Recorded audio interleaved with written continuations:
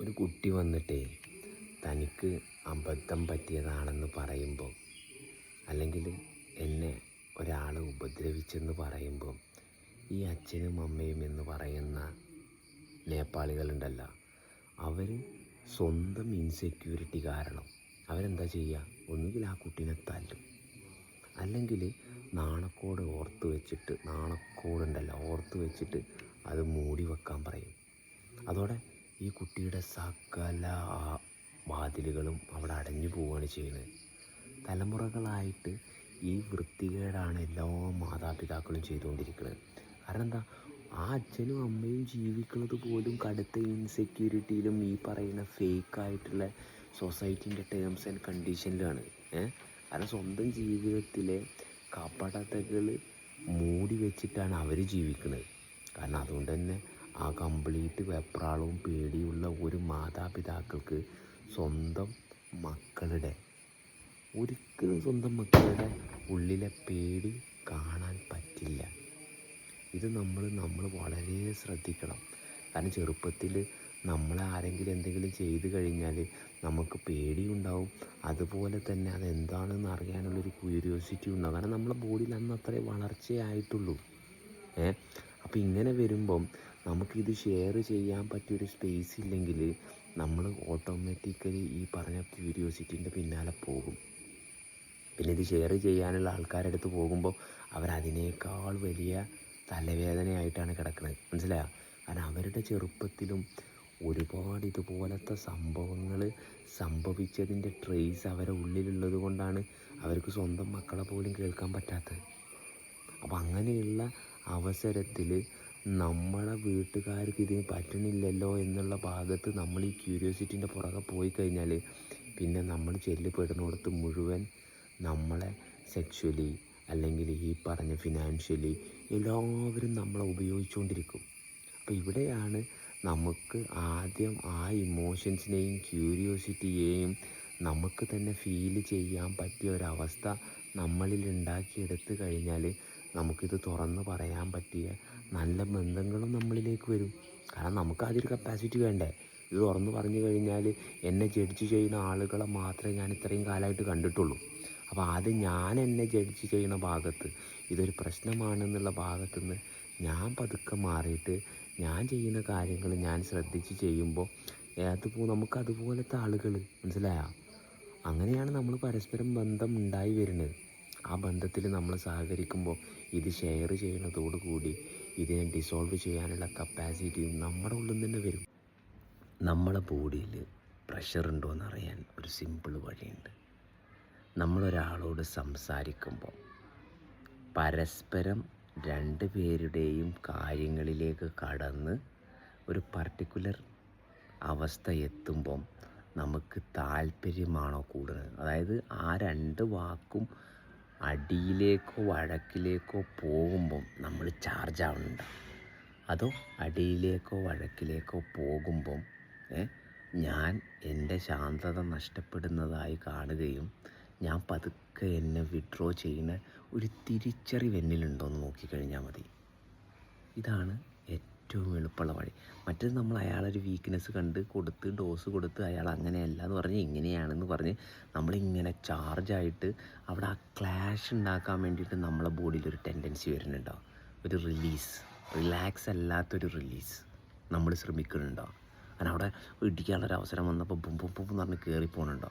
അതോ ഓക്കെ ഇത് വഴക്കിലേക്കാണ് പോകുന്നത്, അതുകൊണ്ട് ഞാൻ ആ ഭാഗത്തേക്ക് പോകുന്നില്ല, ഞാനിരിക്കുന്ന അവസ്ഥ അതിനേക്കാൾ മനോഹരമായിട്ട് എൻ്റെ അനുഭവത്തിലുണ്ടെങ്കിൽ അതാണ് ഏറ്റവും സൂപ്പർ സംഭവം. നമ്മുടെ ജീവിതത്തിലെ മിക്കവാറും അത് ദുരന്തപൂർണമായി പോകാനുള്ളൊരു കാരണം നമ്മൾ ഇല്ലാത്ത ഒരു സംഭവത്തിലേക്ക്, അല്ലെങ്കിൽ സ്വപ്നത്തിലുള്ളൊരു സംഭവത്തിലേക്ക്, അല്ലെങ്കിൽ കൈപ്പിടിയിൽ ഇപ്പോഴില്ലാത്ത ഒരവസ്ഥയിലേക്ക് നമ്മളെ എത്തിക്കാനുള്ള ഒരു ശ്രമമാണ്. നമ്മുടെ ആവശ്യം എന്താണ്? നമ്മുടെ ജീവിതം നമ്മുടെ കൈപ്പിടിയിലാക്കുക എന്നുള്ളതാണ്. അപ്പോൾ ജീവിതം കൈപ്പിടിയിലാക്കണമെങ്കിൽ എങ്ങനെയാണ് ഇത് കൈപ്പിടിയിലാകുന്ന ഭാഗമെന്ന് നമ്മളിലൊരു തിരിച്ചറിവ് വേണം. അപ്പോൾ അതിനാദ്യം എന്ത് വേണം? അതിന് നമ്മുടെ കൈപ്പിടിയിൽ ഒതുങ്ങിയ കാര്യങ്ങൾ, അതായത് നമ്മൾ നിരന്തരം ചെയ്തുകൊണ്ടിരിക്കുന്ന കാര്യങ്ങൾ ഓക്കെ. കുറേ പൈസ ഉണ്ടാക്കിയിട്ട് ചെയ്യാനുള്ള കാര്യങ്ങളല്ല. അല്ലെങ്കിൽ നല്ലൊരു ബോയ് ഫ്രണ്ടിനെ വേണം, ഒരാളെ കല്യാണം കഴിക്കണം, സുന്ദരിയായൊരു പെണ്ണ് വേണം. ഈ വേണം എന്നുള്ള ഭാഗത്തേക്ക് നമ്മൾ വർക്ക് ചെയ്യുമ്പം നമ്മളിൽ ഇപ്പം നടക്കുന്ന കാര്യങ്ങൾ നമ്മുടെ ശ്രദ്ധയിൽ നിന്ന് പോകും. അപ്പം നമുക്ക് കൈപ്പിടിയിൽ ഒതുങ്ങിയ ഒരു സമാധാനമുള്ള ജീവിതമാണ് വേണ്ടതെങ്കിൽ ഇപ്പോഴും നമ്മൾ ഡെയിലി ചില ആക്ടിവിറ്റികൾ ചെയ്തുകൊണ്ടിരിക്കുന്നുണ്ട്. അതായത് കൈപ്പിടിയിൽ ഒതുങ്ങിയ കാര്യങ്ങൾ. നമുക്ക് 100,000 പ്രശ്നങ്ങളുണ്ടാവും.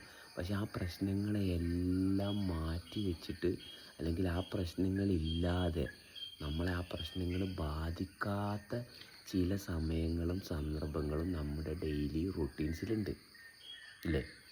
എത്ര കടമുള്ളവനും ഭക്ഷണം കഴിക്കണില്ലേ, വെള്ളം കുടിക്കണില്ലേ? അവനിൽ ഒതുങ്ങിയ കാര്യങ്ങൾ അവൻ ചെയ്തുകൊണ്ട് പോകണില്ലേ? അവൻ നടക്കുന്നുണ്ട്, ഇരിക്കുന്നുണ്ട്, കിടക്കുന്നുണ്ട്, ഒരുപാട് കാര്യങ്ങൾ അവൻ ചെയ്യുന്നുണ്ട്. അപ്പോൾ ഈ ചെയ്യുന്നിടത്തെല്ലാം അവൻ്റെ ശ്രദ്ധ എത്രത്തോളം അവന് കൊണ്ടുവരാൻ സാധിക്കുന്നുണ്ട്, ഇത് മാത്രം ശ്രദ്ധിച്ചാൽ മതി. കാരണം ഇത് ശ്രദ്ധിച്ചു കഴിഞ്ഞാൽ നിങ്ങളിൽ ആക്റ്റീവായിട്ടുള്ള ഒരു പവർ നിങ്ങൾക്ക് ഡിറ്റക്റ്റ് ചെയ്യാൻ പറ്റും. അതുകൊണ്ട് തന്നെ നിങ്ങൾക്ക് ക്ഷീണമോ അല്ലെങ്കിൽ എന്തെങ്കിലും ശാരീരികമായിട്ടുള്ള പ്രശ്നങ്ങളുണ്ടെങ്കിൽ അതെല്ലാം പതുക്കെ ഈ കയ്യിലൊതുങ്ങിയ കാര്യങ്ങൾ ചെയ്യുമ്പോൾ പവർഫുള്ളായിട്ട് വരും. ഇതില്ലാത്ത കാര്യങ്ങൾ ചെയ്യാൻ പറ്റാത്തതിന് നിങ്ങളെ ഒന്നിനും കൊള്ളൂല എന്ന് പറഞ്ഞിട്ട് നിങ്ങൾ ടയേർഡായിക്കൊണ്ടിരിക്കുക. നിങ്ങളെ കൊണ്ട് പഴയതുപോലെ ഒന്നിനും പറ്റണില്ല, പ്രായമായി. പക്ഷെ നിങ്ങൾ ഇപ്പം ചെയ്യാൻ പറ്റണ കാര്യങ്ങൾ എത്രത്തോളം നിങ്ങളെ ശ്രദ്ധയിൽ നിങ്ങൾക്ക് ഫീൽ ചെയ്ത് ചെയ്യാൻ പറ്റുന്നുണ്ട്, ആ ഭാഗത്ത് പതുക്കെ ശ്രദ്ധ കൊടുത്ത് പോയി നോക്കിയേ. വേറെ വലിയ ഉണ്ടമ്പൊരു കാര്യങ്ങളൊന്നും ഈ ലോകത്ത് ചെയ്യാനുമില്ല. ഈ ചെയ്യുന്ന കാര്യങ്ങൾ ചെയ്ത് പവർഫുൾ ആകുമ്പോഴല്ലേ അടുത്ത കാര്യങ്ങൾ നന്നായിട്ട് ചെയ്യാൻ പറ്റുള്ളൂ. നിങ്ങളെ എത്ര വലിയ സ്പിരിച്വൽ പ്രാക്ടീസുകൾ ചെയ്യുന്നുണ്ടെങ്കിലും ഇടയ്ക്കൊക്കെ നിങ്ങളെ കൈവിട്ട് പോകും. അല്ലെങ്കിൽ ഇടയ്ക്ക് നിങ്ങൾക്കുള്ള താല്പര്യങ്ങൾ ചെയ്യാനും അതിലേക്ക് പോകാനും ഒക്കെയുള്ള ടെൻഡൻസീസ് വരും. അതുമായിട്ട് നിങ്ങൾ ഫൈറ്റ് ചെയ്യുമ്പോഴാണ് പിന്നെ വീണ്ടും അത് ചെയ്യുന്നത്. ഞാൻ ഭയങ്കര സ്പിരിച്വലാണ്, ഞാൻ ഈ പ്രാക്ടീസ് ചെയ്യുന്നത്, ഞാൻ ആ ഗുരുവിൻ്റെ ആളാണ്, ആനയാണ് മാങ്ങയാണ് തേങ്ങയാണെന്നും പറഞ്ഞിട്ട് നിങ്ങൾ പോകുമ്പം നിങ്ങളുടെ ഉള്ളിൽ തന്നെ നിങ്ങൾ ഭയങ്കരമായിട്ടുള്ളൊരു ഫൈറ്റ് ക്രിയേറ്റ് ചെയ്യും. നമ്മൾ ഈ പ്രാക്ടീസൊക്കെ ചെയ്യുമ്പം ഞാൻ എന്താണ് ചെയ്യുന്നതെന്ന് ഞാൻ കാണുക എന്നുള്ളതാണ് നമ്മുടെ ആവശ്യം. അല്ലെങ്കിൽ എൻ്റെ ശരീരത്തിൽ നടക്കുന്ന മാറ്റത്തെ കൃത്യമായിട്ട് ഞാൻ ഡിഫൈൻ ചെയ്യുക എന്നുള്ളതാണ് നമ്മൾ ഏത് പ്രാക്ടീസ് ചെയ്യുന്നത് കൊണ്ടും ഉദ്ദേശിക്കുന്നത് അല്ലേ? നിങ്ങൾക്ക് നിങ്ങളെ കൂടുതൽ തിരിച്ചറിയാൻ വേണ്ടിയിട്ടല്ലേ? അപ്പം അങ്ങനെയുള്ള അവസരത്തിൽ നിങ്ങളിലുള്ള ആഗ്രഹങ്ങൾ പൊങ്ങി വരുമ്പം ആ ആഗ്രഹത്തിനനുസരിച്ച് നിങ്ങൾ പോകുന്നുണ്ടെങ്കിൽ അതൊക്കെ നിങ്ങൾ നല്ല ഡു ഇറ്റ് വിത്ത് ഡിഗ്നിറ്റി, മനസ്സിലാവും? അതായത് അന്തസ്സായിട്ട് ആ കാര്യങ്ങളൊക്കെ നിങ്ങൾ ചെയ്യുക. മറിച്ച് നിങ്ങൾ ആ ചെയ്തതിൻ്റെ പേരിൽ പിന്നെയും റിഗ്രറ്റ് അടിക്കുമ്പം ഇതും ചെയ്യും അതും കണ്ടിന്യൂസ് ആയിട്ട് ചെയ്യും. നിങ്ങൾ കഴിക്കുന്ന ഭക്ഷണവും കുടിക്കുന്ന വെള്ളവും ഒക്കെ നിങ്ങളിൽ തന്നെയുള്ള പല ഡിവിഷൻസിനെയാണ് നിങ്ങൾ ഫീഡ് ചെയ്തുകൊണ്ടിരിക്കുന്നത്. അപ്പോൾ നിങ്ങൾ ശ്രദ്ധിച്ച് നോക്കിയാൽ മതി, നിങ്ങൾക്ക് ഓരോരുത്തരുടെ മുന്നിൽ ഓരോ തരത്തിലുള്ള ഐഡൻറ്റിറ്റി ഉണ്ടാവും. അച്ഛൻ്റെ മുമ്പിലൊന്ന്, സുഹൃത്തുക്കളുടെ മുമ്പിലൊന്ന്, പിന്നെ ഭാര്യയുടെ മുമ്പിലൊന്ന്, നാട്ടുകാരുടെ മുമ്പിലൊന്ന്, ഇങ്ങനെ കുറേ ഐഡൻറ്റിറ്റി നിങ്ങൾ കീപ്പ് ചെയ്യുമ്പോൾ ഇത് നിങ്ങളെ ഉള്ളിൽ നിന്ന് ഷ്രിങ്ക് ചെയ്യും. നിങ്ങളെ ഉള്ളിൽ നിന്ന് ഇത് വലിച്ചു മുറുക്കും, മനസ്സിലായോ? നിങ്ങൾ ഭക്ഷണം കഴിച്ചാലും ശരീരത്തിന് പിടിക്കില്ല, നിങ്ങൾ എന്ത് ചെയ്താലും നിങ്ങളുടെ ജീവിതത്തിൽ യാതൊരു തരത്തിലുള്ള പ്രോഗ്രസ്സും നിങ്ങൾക്ക് കാണാൻ പറ്റില്ല. കാരണം എന്താ? നിങ്ങൾ ഫുൾ ടൈം ഇതുമായിട്ട് ഫൈറ്റ് ചെയ്തുകൊണ്ടിരിക്കുക. അപ്പോൾ പതുക്കെ നമ്മളെ വീണ്ടും ഐസൊലേറ്റ് ചെയ്യും. എന്നിട്ട് നിങ്ങൾക്ക് താല്പര്യമുണ്ടെന്ന് തോന്നുന്ന കുറച്ച് കാര്യങ്ങളിലേക്ക് നിങ്ങൾ ചുരുങ്ങും. അതോടെ നിങ്ങളുടെ ലൈഫിൻ്റെ ആ നാച്ചുറൽ ഫീൽ, അല്ലെങ്കിൽ നാച്ചുറലായിട്ട് ലൈഫ് ഫോഴ്സിനെ ഫീൽ ചെയ്യാനുള്ള സംഭവം കുറഞ്ഞു വരും. പിന്നെ പതുക്കെ ആൾ രോഗിയായി മാറും. കാരണം എല്ലാവുമായിട്ട് ഇൻറ്ററാക്ട് ചെയ്യാനുള്ളൊരു കപ്പാസിറ്റിയുള്ള സിസ്റ്റത്തെ നമ്മൾ ചുരുക്കി കൊണ്ടുവന്നു കഴിഞ്ഞാൽ വർക്ക് ചെയ്യാൻ പോകുന്നുണ്ട്. അപ്പോൾ ഏത് അവസ്ഥയിലേക്ക് പോകുമ്പോഴും അതിനെ ഫൈറ്റ് ചെയ്യാതെ അതിനെ ഒബ്സർവ് ചെയ്ത് അതിനോട് സത്യസന്ധമായിട്ടിരിക്കുക, അവനവനോട് സത്യസന്ധമായിട്ടിരിക്കുക. എന്നിട്ട് ആവശ്യമുള്ളതാണെങ്കിൽ നന്നായിട്ട് ചെയ്യല്ലേ, അതല്ലേ ആവശ്യം. നിങ്ങളെന്താണെന്ന് ഹൂ ആമയെന്ന് തപ്പി നടക്കല്ലേ. എൻ്റെ ആവശ്യം എന്താണെന്ന് തിരിച്ചറിഞ്ഞ് അങ്ങനെ ജീവിച്ചാൽ പോരെ, സിമ്പിളല്ലേ. നമ്മൾ മനസ്സിലാക്കേണ്ട ഏറ്റവും ഇമ്പോർട്ടൻ്റ് ആയിട്ടുള്ളൊരു കാര്യം, പണ്ട് ആരെങ്കിലും നമ്മുടെ ശരീരത്തിലോ മനസ്സിലോ തൊട്ട് എന്ന് വെച്ചിട്ട് നമ്മുടെ ഈ പറയുന്ന ജീവൻ ഒരിക്കലും മലിനമാവാൻ പോണില്ല. അല്ലെങ്കിൽ അതിനെ മലിനമാക്കാനുള്ള ഒരു സംഭവവും ഈ പ്രപഞ്ചത്തിലില്ല എന്നുള്ള യാഥാർത്ഥ്യം നമ്മൾ തിരിച്ചറിയണം. ഇത് വളരെ ഓൾവേസ് ഇത് നമ്മുടെ അവെയർനെസ്സിൽ നമ്മൾ വെച്ചുകൊണ്ടിരിക്കണം. കാരണം നമ്മൾ ആ പഴയ പാസ്റ്റിലേക്ക് പോയി അവിടെ നമ്മളൊരർത്ഥം തിരയുന്ന ഭാഗം സ്റ്റോപ്പ് ചെയ്ത് കഴിഞ്ഞാൽ മാത്രമേ നമുക്ക് നമ്മുടെ ജീവിതം നന്നായിട്ട് മുന്നോട്ട് കൊണ്ടുപോകാൻ പറ്റുള്ളൂ. കാരണം ഇപ്പം നമ്മൾ ജീവിച്ചിരിക്കണില്ലേ, അതല്ലേ ഏറ്റവും പരമമായ സത്യം. അതിനേക്കാൾ വലുതായിട്ട് ഇവിടെ എന്താണുള്ളത്? ഒന്നുമില്ല. അപ്പം അന്ന് നിങ്ങളെ തളർത്തിയ ആ ലൂപ്പുകളെല്ലാം ഇന്ന് നിങ്ങളായിരിക്കണ അവസ്ഥയുടെ മുന്നിൽ തകർന്നടിയണം. അപ്പം അതിനെന്ത് വേണം? നിങ്ങൾ ആ ഭാഗം പതുക്കെ നിങ്ങളോട് തന്നെ നിങ്ങൾ ഷെയർ ചെയ്ത് അത് നിങ്ങളെ ബാധിക്കാത്ത അവസ്ഥയിലേക്ക് നിങ്ങൾ കൊണ്ടുവരണം. ഇതാ സംഭവം ആലോചിക്കുമ്പോൾ തന്നെ നിങ്ങൾ അന്ന് ഫ്രീസായി, ഇന്നും അതുപോലെ ഫ്രീസാവാണ്. അന്ന് ഫ്രീസായെങ്കിൽ അന്ന് നിങ്ങൾക്കതിനുള്ള പ്രാപ്തി ഇല്ലായിരുന്നു. ഇന്ന് നിങ്ങൾ അതിലൂടെ കടന്നുപോയി ഇന്ന് നിങ്ങളൊരു പ്രാപ്തിയിലെത്തിയത് കൊണ്ടാണ് ഇപ്പോഴും നിങ്ങൾ ജീവനോടെ ഇരിക്കുന്നത്, അല്ലേ? അപ്പോൾ ഇനിയും ഒരു ബ്യൂട്ടിഫുള്ളായിട്ടുള്ള ലൈഫ് നമ്മൾ ജീവിച്ചുകൊണ്ടിരിക്കുകയാണ് ഇപ്പോൾ. അത് നമ്മുടെ ഉള്ളിൽ എവിടെയോ കിടക്കുന്നുണ്ടെങ്കിലും നമ്മുടെ ജീവിതത്തിന് യാതൊരു കോട്ടവും ഇല്ല. അതുകൊണ്ട് തന്നെ ഏത് ആൾ, സ്വന്തം കുടുംബത്തിലുള്ള ആളായാലും ഇനി കൂടപ്പിറപ്പുകളായാലും ഏതെങ്കിലും രീതിയിൽ നമ്മുടെ ശരീരത്തിനെയോ മനസ്സിനെയോ തൊട്ടിട്ടുണ്ടെങ്കിൽ അത് നമ്മളതിനെ വളരെ സിമ്പിളായിട്ട് എടുത്ത് കളയണം നമ്മുടെ ശരീരത്തിൽ നിന്ന്. കാരണം അവരത് ചെയ്തത് അവർക്കും ഈ പറഞ്ഞതുപോലത്തെ ഒരു തിരിച്ചറിവില്ലാത്തത് കൊണ്ടാണ്. നമ്മളതിന് ഇരയാക്കപ്പെട്ടത് അല്ലെങ്കിൽ ഇരയെന്ന് നമുക്ക് തോന്നിയത് നമുക്കും ആ ഒരു തിരിച്ചറിവില്ലാത്തത് കൊണ്ടാണ്. അപ്പോൾ അത് നമ്മുടെ ബോഡിയിൽ വെച്ച് കഴിഞ്ഞാൽ അത് നമ്മളിൽ പല ടൈപ്പ് ഓഫ് ക്യൂരിയോസിറ്റികൾ ഉണ്ടാക്കും. അതുകൊണ്ട് തന്നെ നമ്മൾ പലതിൽ നിന്നും നമ്മളെ വിഡ്രോ ചെയ്യും. അപ്പോൾ ഇതെല്ലാം നമ്മൾ ജസ്റ്റ് ആരോടും ആദ്യം പറയാൻ പറ്റുന്നില്ലെങ്കിൽ പറയണ്ട. നമ്മൾ ആദ്യം ജസ്റ്റ് നമ്മളെ ഒബ്സർവ് ചെയ്യുമ്പം ഈ പറയുന്ന ഫ്രീസിങ് ആയിട്ടുള്ള ഇമോഷൻസ് നമ്മളെ ബോഡിയിൽ വരുന്നു, വീണ്ടും നമ്മൾ ഒബ്സർവ് ചെയ്യുന്നു, വീണ്ടും നമ്മൾ ബോധപൂർവമായിട്ട് നമ്മുടെ ശ്വാസത്തിലേക്ക് വരുമ്പം നമുക്കത് നമ്മളെ ബോഡിയിൽ കെട്ടിക്കിടക്കുന്ന ആ ഒരു അവസ്ഥ അയഞ്ഞു പോകുന്നത് നമുക്ക് ഫീൽ ചെയ്യാൻ പറ്റും. അതോടെ പിന്നെ ഇത് നമ്മളെ ബാധിക്കില്ല. ഇന്ന് നോക്കിക്കഴിഞ്ഞാൽ ഇത് മാത്രമേ ഉള്ളൂ. ഉസ്താദുമാർ പീഡിപ്പിച്ച്, മറ്റുള്ളവർ പീഡിപ്പിച്ച്, ചെറിയ കുട്ടികളെ പുറകെ ഓരോരുത്തർ നടന്ന് ഇത് ചെയ്യാണ്. ഇതിനെല്ലാം കാരണം ഞാൻ പറയുമ്പോൾ മാതാപിതാക്കളെ പറയുള്ളൂ. കാരണം കുട്ടികൾക്ക് ഇതൊന്നും തുറന്ന് പറയാൻ പറ്റാത്ത രീതിയിൽ ഉള്ള മാതാപിതാക്കളാണെന്നുള്ളത്. കാരണം മാതാപിതാക്കളുടെ ഉള്ളിലും ഇതുപോലെ ചെറുപ്പത്തിൽ പറ്റിയ പല മുറിവുകളും അവരുടെ കുടുംബക്കാർ, വളരെ പ്രിയപ്പെട്ടവർ എല്ലാം അവരെ ചെറുപ്പത്തിൽ ഇതുപോലെ പല രീതിയിൽ ഉപദ്രവിച്ചതിൻ്റെ ട്രേസ് അവരെ ബോഡിയിലുള്ളത് കൊണ്ട് അവർക്കിതൊന്നും ആരോടും തുറന്ന് ഷെയർ ചെയ്യാൻ പറ്റണില്ല. അല്ലെങ്കിൽ ആ ഇമോഷൻസ് വരുമ്പം അവർക്ക് അവരെ ബാലൻസ് ചെയ്യേണ്ടത് എങ്ങനെയാണെന്ന് അറിയണില്ല. അവർ പോയി നിസ്കരിച്ചിട്ട് കാര്യമുണ്ടോ? ദൈവത്തോട് പ്രാർത്ഥിച്ചിട്ട് കാര്യമുണ്ടോ?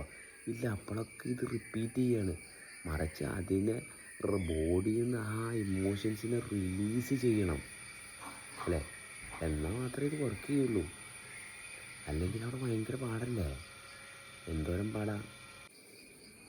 ഒരു കുട്ടി വന്നിട്ടേ തനിക്ക് അബദ്ധം പറ്റിയതാണെന്ന് പറയുമ്പോൾ, അല്ലെങ്കിൽ എന്നെ ഒരാൾ ഉപദ്രവിച്ചെന്ന് പറയുമ്പോൾ, ഈ അച്ഛനും അമ്മയും എന്ന് പറയുന്ന നേപ്പാളികളുണ്ടല്ലോ, അവർ സ്വന്തം ഇൻസെക്യൂരിറ്റി കാരണം അവരെന്താ ചെയ്യുക? ഒന്നുകിൽ ആ കുട്ടീനെ തല്ലും, അല്ലെങ്കിൽ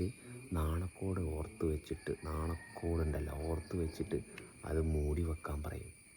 അതോടെ ഈ കുട്ടിയുടെ സകല വാതിലുകളും അവിടെ അടഞ്ഞു പോവുകയാണ് ചെയ്യുന്നത്. തലമുറകളായിട്ട് ഈ വൃത്തികേടാണ് എല്ലാ മാതാപിതാക്കളും ചെയ്തുകൊണ്ടിരിക്കുന്നത്. കാരണം എന്താ, ആ അച്ഛനും അമ്മയും ജീവിക്കുന്നത് പോലും കടുത്ത ഇൻസെക്യൂരിറ്റിയിലും ഈ പറയുന്ന ഫേക്കായിട്ടുള്ള സൊസൈറ്റീൻ്റെ ടേംസ് ആൻഡ് കണ്ടീഷനിലാണ്. കാരണം സ്വന്തം ജീവിതത്തിലെ കപടതകൾ മൂടി വെച്ചിട്ടാണ് അവർ ജീവിക്കുന്നത്. കാരണം അതുകൊണ്ട് തന്നെ ആ കംപ്ലീറ്റ് വെപ്രാളവും പേടിയുള്ള ഒരു മാതാപിതാക്കൾക്ക്